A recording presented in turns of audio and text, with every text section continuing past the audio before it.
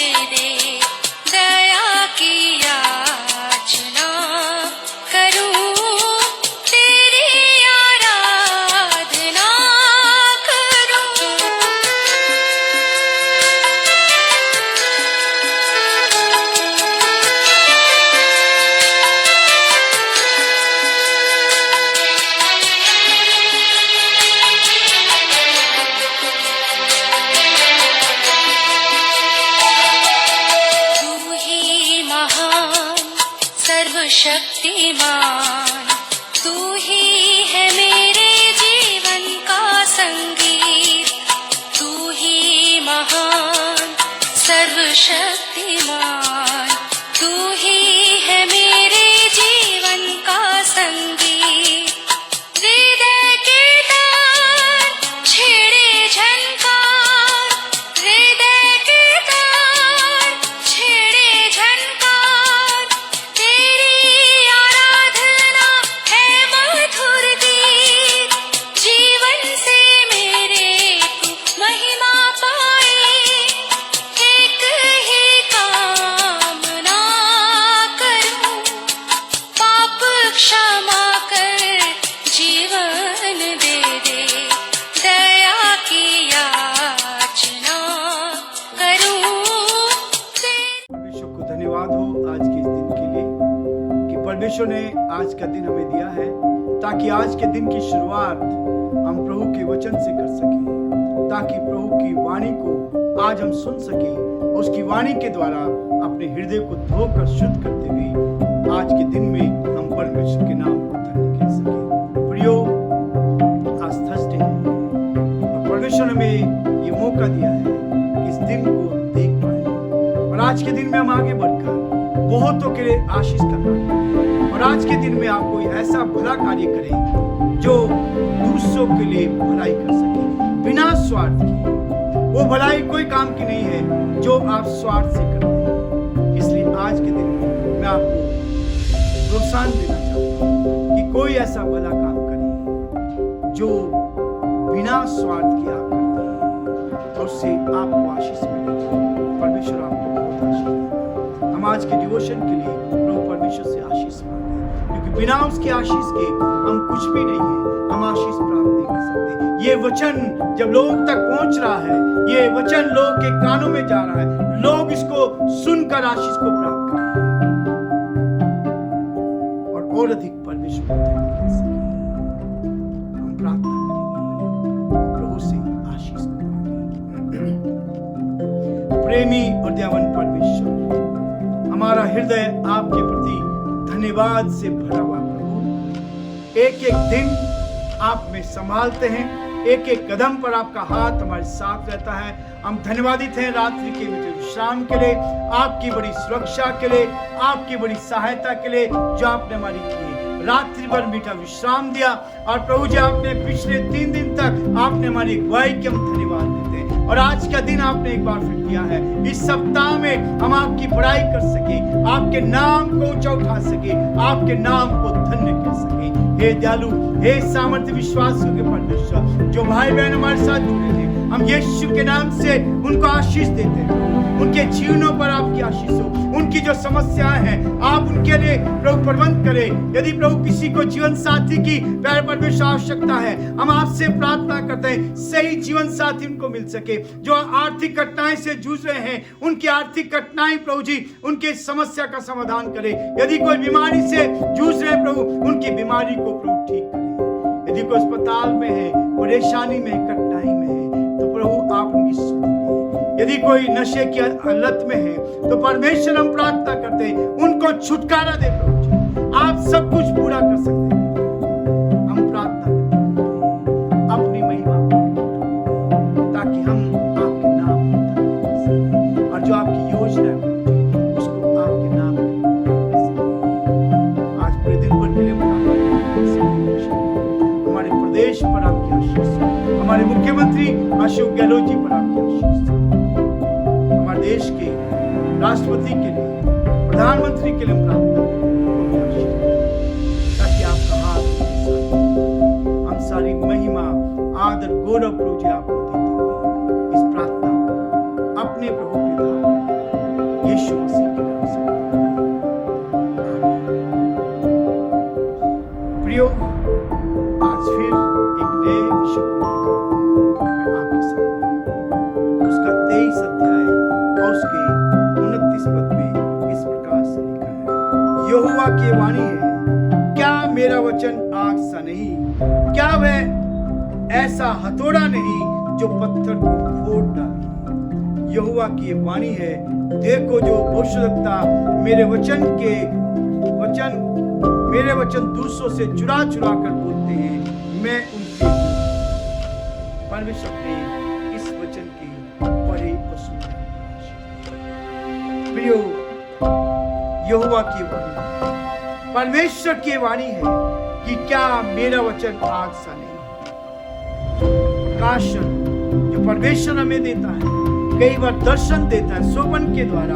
आज बहुत से मसीहत में नई धुनें, नए गीत है, नए प्रकार की बहुत सारी बातें ऊपरी तौर पर वे अच्छी दिखाई पड़ती है, ऊपर से बहुत अच्छी लगती है, लेकिन ये केवल लकड़ी, भूसी और पायल की समान। ऊपरी चीजें परमेश्वर पसंद नहीं, ऊपरी बातों को परमेश्वर कभी पसंद नहीं करता है। ये परमेश्वर के वचन की आग की परख का सामना नहीं कर सकते। जब आप परमेश्वर की आग का सामना करेंगे तो क्या होगा? हर एक का काम प्रकट हो जाएगा, क्योंकि वह दिन उसे बताएगा। पहला कुरिन्थियों उसका 3 अध्याय उसके 12-13 पद में इस बात को लिखा है। वो समय आएगा जब हर एक का काम प्रकट हो जाएगा, क्योंकि वह दिन उसे बताएगा। प्रियो, आज हम बहुत कुछ जान सकते हैं, आज बहुत कुछ हम ऊपरी दिखा सकते हैं, लेकिन परमेश्वर का वचन कहता है कि एक दिन वो आएगा जब वो क्या होगा, सब कुछ प्रकट हो जाएगा। जब एक प्रचारक स्वप्न और दर्शन के विषय में बातें करते हैं, जब हम दर्शन की बातें करते हैं तो लोग उत्तेजित हो जाते हैं, लोग उत्तेजित होकर भावनाओं से भर जाते हैं, भावनाओं में आ जाते हैं, बड़ी भीड़ उसके पीछे दौड़ती है, भावनाओं में आकर देखने लगते हैं कि भीड़ की भीड़ पीछे लगती है। लेकिन परमेश्वर के वचन के गेहूं के समान स्वप्न और दर्शन केवल भूसी समझे जाते हैं। परमेश्वर का वचन वो अपने लोगों को अपनी सामर्थ से भरना चाहता है, आत्मा से भरना चाहता है। पौलुस जिसके पास स्वयं का प्रकाशन का भंडार था, पौलुस ने इतने दर्शन देखे, इतने स्वप्न देखे, इतना भंडार उसके पास था, यहाँ तक कि वह स्वर्गलोक भी देख स्वर्गलोक पर चला गया। वो कहता कि मैं तीसरे आकाश तक, स्वर्ग तक पहुंचा। परंतु वे जगह जगह जाकर इन अनुभव का बखान नहीं करता। हमारे जीवन में कई बार कमी रहती है। परमेश्वर जो कुछ करता है उसके लिए परमेश्वर का धन्यवाद करें, उसके लिए परमेश्वर का धन्यवाद करें। यीशु मसीह जब 12 वर्ष के थे तभी परमेश्वर के वचनों में कुशलता पूर्वक उसको जानते थे। वो 12 वर्ष की आयु में कहां सामने मंदिर में खड़े होकर उपदेश दे रहे थे, वचन को पढ़ रहे थे। प्रियो, इन दिनों मैं आपको प्रोत्साहित करना चाहूंगा। 12 वर्ष की उम्र में यीशु मसीह ने मंदिर में जाकर उपदेश दिया परमेश्वर के वचन को। ये कैसे हुआ? ये कैसे हुआ? यदि आप एनटीवी पर यीशु सीरियल आप देखेंगे तो उसमें आप पाएंगे कि यीशु मसीह कैसे उस समय के स्कूल में गया और वहां शिक्षा प्राप्त की, गुरुओं से शिक्षा प्राप्त की, और तब जब वो 12 वर्ष का हो गया परमेश्वर के वचन को पढ़ना शुरू किया। लोगों ने कई ने विरोध किया, लेकिन ये भूल गए इसका बचपन कहां था। एकदम से यीशु मसीह प्रकट नहीं हुआ। ये बताया गया है कि वो पैदा हुआ और पैदा होने के बाद वो अपने पिता के साथ काम करता रहा। क्या क्या काम किया वो सीरियल में आपको मिलेगा, सीरियल में मिलता है। हम कई बार इस बात को कहते हैं ऐसा तो बाइबल में नहीं लिखा है, बाइबल में जो लिखा है उसको हम नहीं मान रहे हैं। बाइबल कहती है झूठ नहीं बोलना, हम झूठ बोल रहे हैं। बाइबल कहती है लालच नहीं करना, हम लालच करते हैं, और वो जो दिखाया जा रहा है उसके विरोध में लोग खड़े। प्रियो, जब मैं इस चीज को पढ़ रहा हूं तो 12 वर्ष की उम्र में यीशु मसीह कुशलता पूर्वक परमेश्वर के वचन को जान रहा था। वो इसलिए जान रहा था कि बचपन में उसके माता पिता ने जिस घर में वो पैदा हुआ था उन्होंने उसको स्कूली शिक्षा दी। संसारिक ज्ञान उसने प्राप्त किया, आत्मिक ज्ञान तो प्राप्त किया, वो तो स्वर्गीय ज्ञान उसके पास था। हम लोग विरोध करना जानते हैं लेकिन सच्चाई को जानना नहीं जानते। परमेश्वर का वचन कहता है अपने पहले संदेश को प्रचार करने से उन्होंने अपने आप को 18 वर्ष तक तैयार किया। यीशु मसीह 18 वर्ष तक तैयार हुआ। 12 साल का हुआ था तब मंदिर में उसने वचन को पढ़ा, उसके बाद 18 वर्ष तक वो तैयारी करता था। और वो तैयारी क्या की वो हम देखते हैं, उसमें बताया गया है। बाइबल में सब कुछ नहीं लिखा गया। प्रियो, बाइबल कहती है, वचन में लिखा है, यदि यीशु मसीह के सारे आश्चर्य काम इसमें लिखे जाते तो पुस्तक नहीं समाती, इस पृथ्वी पर पुस्तक नहीं समाती। और हम फिर भी प्रभु के दास और दासी विरोध करने लगते हैं। हम परमेश्वर को धन्य कहते, वचन में लिखा है चाहे भलाई से चाहे बुराई से परमेश्वर का वचन पालना। प्रियो, ये वचन है जिसको आप देखिए, परमेश्वर की वाणी को सुने, परमेश्वर आपको बहुत सारी नई चीजों से भर देगा। बहुत सारी बातें हमारे सामने तैयार। यीशु मसीह ने 18 वर्ष तक तैयारी की, पहला संदेश देने के लिए 18 वर्ष तक वो तैयार हुआ। और इस बात को कहते हैं, कई ऐसे हैं जो पौलुस का उदाहरण देखकर मंच पर जल्दी ही प्रवेश कर लेते हैं, जो एकदम से पुलपिट पर खड़ा होना चाहते हैं, जो एकदम से प्रचारक बनना चाहते हैं, जो एकदम से परमेश्वर के सेवक बनकर वो बड़े बड़े काम करने की कोशिश करते हैं। कई लोग उदाहरण देते हैं, वे कहते हैं कि पौलुस ने अपने मन परिवर्तन के तुरंत बाद प्रचार करना शुरू किया। नहीं प्रियो, ऐसा नहीं। वे इस बात को नहीं समझते कि गमलीएल के चरणों में बैठकर उसने शिक्षा को प्राप्त किया।